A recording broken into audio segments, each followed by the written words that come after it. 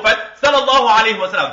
Donc là, nous voyons vraiment la finesse de l'imam Bukhari, rahmatullah alayhi, là où des auteurs écrivent des pages et des pages pour expliquer leur livre. Ici, Imam Bukhari, rahmatullah alayhi, en une seule phrase, il nous a dit de quoi parlerait son livre. Son livre va parler des révélations qui ont été faites sur le saint prophète sallallahu alayhi wa sallam, que ce soit les hadiths qudsi ou le Coran.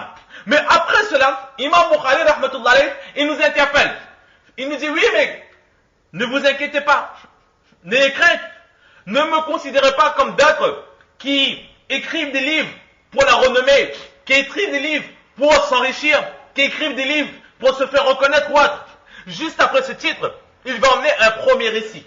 Innamal a'malu binniyat, que les actions ne valent que par leur intention, que nous verrons plus tard, Inch'Allah. Alors on emmène dans ce hadith, Imam Bukhari, rahmatullah alayhi, qu'est-ce qu'il nous dit? Il nous prévient. Ses intentions sont de parler des hadiths.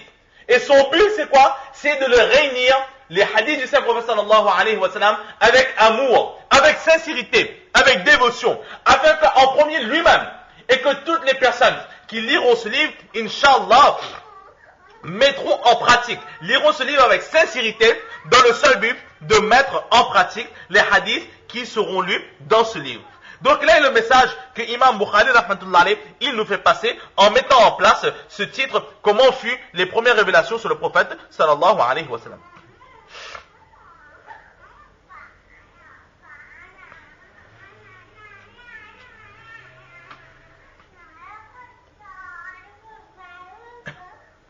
Ou encore une autre réponse qui est donnée.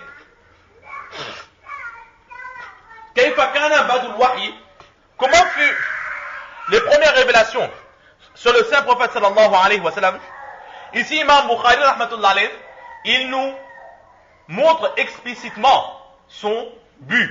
Son but, c'est quoi? Son but, c'est de créer un lien entre chaque lecteur de ce livre et Allah subhanahu wa ta'ala.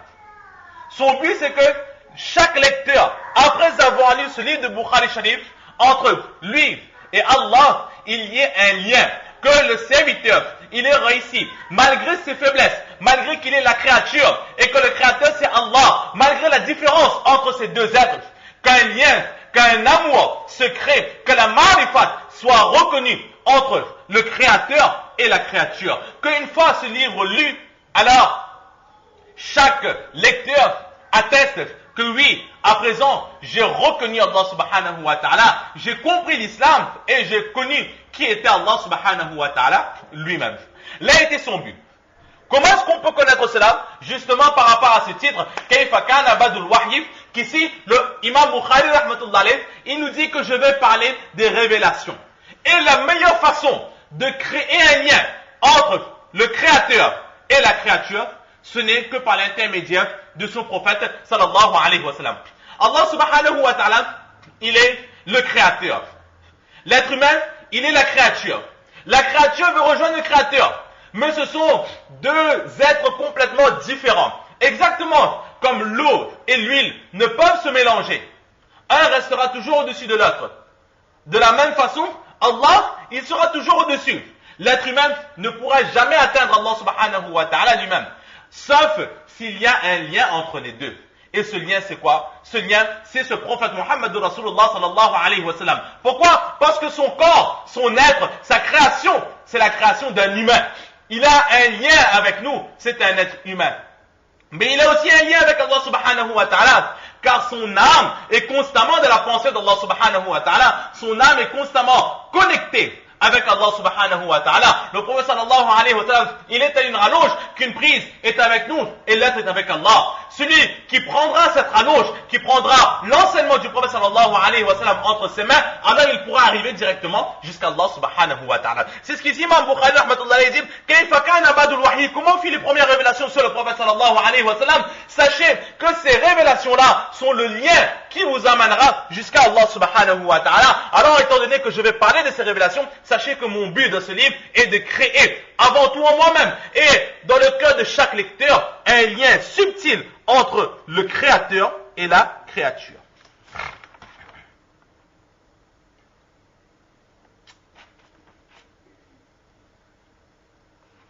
Donc là étaient deux objections qui ont été faites sur la façon de débuter le livre, qui a été choisi par Imam Bukhari rahmatullah alayh. Et à ces deux objections, les réponses ont été données par nos pieux, nos professeurs et les commentateurs de hadith. Nous continuons juste. Donc Imam Bukhari rahmatullah alayh, il commence son livre par Bismillahir Rahmanir Rahim. Qu'est-ce que Bismillahir Rahmanir Rahim? Que signifie Bismillahir Rahmanir Rahim? Nous avons tous plus ou moins déjà entendu les vertus de Bismillahir Rahmanir Rahim. Des livres ont déjà été publiés, édités au sujet de Bismillahir Rahmanir Rahim. Et dans les cours de tafsir aussi, Inch'Allah, en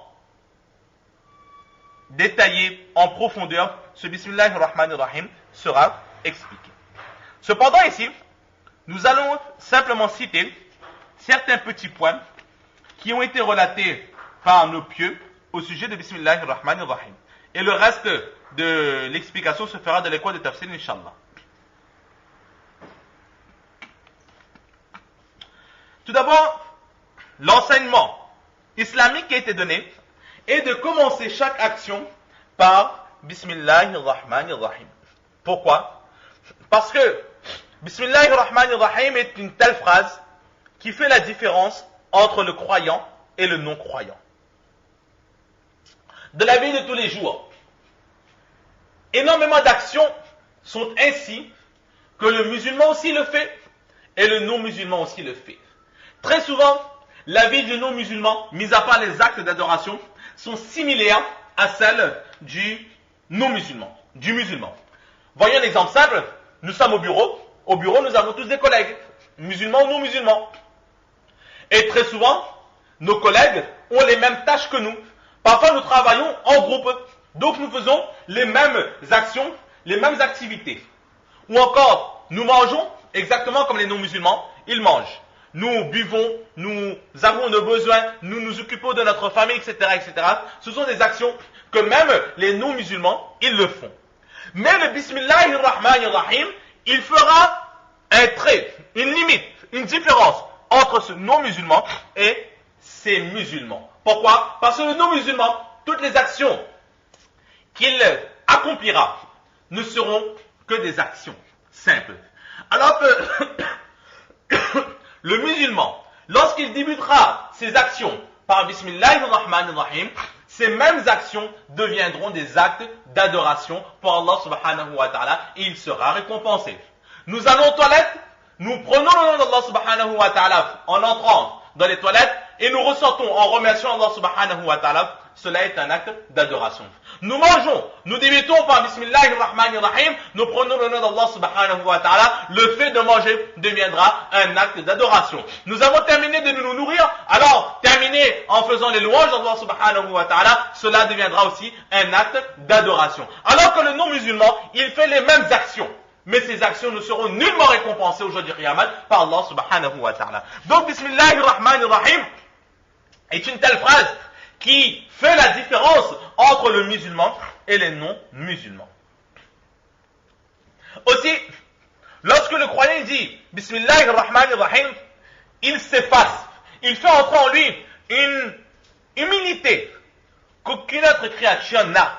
Lorsqu'il dit Bismillahir Rahmanir Rahim, alors il a de son cœur, de son esprit cette pensée que ce que je fais, je ne fais que par la volonté d'Allah subhanahu wa ta'ala, car Bismillahir Rahmanir Rahim signifie lui-même, je commence par le nom d'Allah, le clément, le miséricordieux. Alors il comprend lui-même que ce que je fais ne vient nullement de moi. Mais ce que je fais ne vient que de la part d'Allah subhanahu wa ta'ala. Que je mange, que je bois, que je marche, quel que soit ce que je fais, que j'avale, tout ce que je fais ne vient que de la part d'Allah subhanahu wa ta'ala. Donc là il fait entrer en lui l'humilité. Maintenant, grâce à ce Bismillahir Rahmanir Rahim aussi, cette personne ne sera nullement affectée par les pertes mondaines. Pourquoi? Il a par exemple fait une action, il a fait une demande, il a voulu faire quelque chose, il a débuté par Bismillahir Rahmanir Rahim, mais il a échoué dans sa tentative. Celui qui aura commencé par un Bismillahir Rahmanir Rahim sincère ne sera nullement affecté par cet échec. Pourquoi? Parce que, pourquoi serait-il affecté? Il serait affecté si l'échec était de sa part. Mais là, il est conscient que j'ai commencé par le nom d'Allah subhanahu wa ta'ala. Donc je n'ai strictement rien fait. ce qui s'est passé ne vient que de la part d'Allah subhanahu wa ta'ala. Cela ne veut pas dire qu'Allah, na'udzubillah, il a échoué. Mais ce qui s'est passé, c'est qu'Allah subhanahu wa ta'ala, il a voulu ainsi. Et Allah il ne veut jamais du mal pour son serviteur, il ne veut que du bien. Donc, ce qui s'est passé là, ce n'est qu'il y a que de la part d'Allah subhanahu wa ta'ala, et un bien se cache dans cette action. Donc là sont les trésors qui se cachent derrière le Bismillahir Rahmanir Rahim. Allama Shah Abdul Aziz, Muhaddis Dehlevi rahmatullah alayh, il compare le Bismillahir Rahmanir Rahim comme le sceau de la souveraineté. C'est-à-dire que, il dit qu'à l'époque des rois, ou bien même aujourd'hui, tout ce qui a de la valeur, tout ce qui est mémorable est caché, ramassé. Et sur chaque chose de valeur, le sceau du roi y est placé, afin de montrer que cela appartient au roi. Et ensuite, il est ramassé, il est caché dans les trésors publics du pays. Alors il dit de la même façon, Bismillahir Rahmanir Rahim, c'est un sceau. Lorsqu'un croyant, il commence ses actions par Bismillahir Rahmanir Rahim, aux yeux d'Allah subhanahu wa ta'ala, cette action sera acceptée. Et Allah subhanahu wa ta'ala mettra dessus son sceau de l'acceptation. Et au jour du Qiyamah, cette personne verra ses actions et il sera aussi récompensé pour ses actions. De plus, ce sceau de l'acceptation qu'Allah subhanahu wa ta'ala mettra sur cette action fera en sorte que Shaitan, Iblis, ne pourra jamais détourner, ne pourra jamais changer cette action, ne pourra jamais mettre en doute celui qui met en pratique cette action. En effet, Bismillahir Rahmanir Rahim éloigne les Shaitan, Bismillahir Rahmanir Rahim éloigne les mauvaises pensées qui sont procurées par Shaitan. Dans un hadith, le prophète sallallahu alayhi wa sallam dit dans ce sens, fermez les portes et prenez le nom d'Allah subhanahu wa ta'ala, car Shaitan, il n'est pas capable d'ouvrir une porte fermée. Et comment est-ce qu'on ferme les portes? On ferme les portes ici par Bismillahir Rahmanir Rahim. Et une fois que la clé de Bismillahir Rahmanir Rahim a été utilisée pour fermer la porte, alors Shaitan ne peut ouvrir de nouveau cette porte. Ou encore un récit qui est rapporté par Hazrat Jabir alayhi salatu wassalam, qui dit que le seul prophète sallallahu alayhi wa sallam dit que lorsqu'une personne pénètre sa maison, et en entrant dans sa maison, il prend le nom d'Allah subhanahu wa ta'ala au moment d'entrer, ou encore au moment de manger, s'il prend le nom d'Allah subhanahu wa ta'ala, Allah Iblis, Shaitan avec beaucoup de tristesse, il dit à son armée, aujourd'hui, vous n'aurez pas de livre, et aujourd'hui, vous n'aurez pas non plus de souper.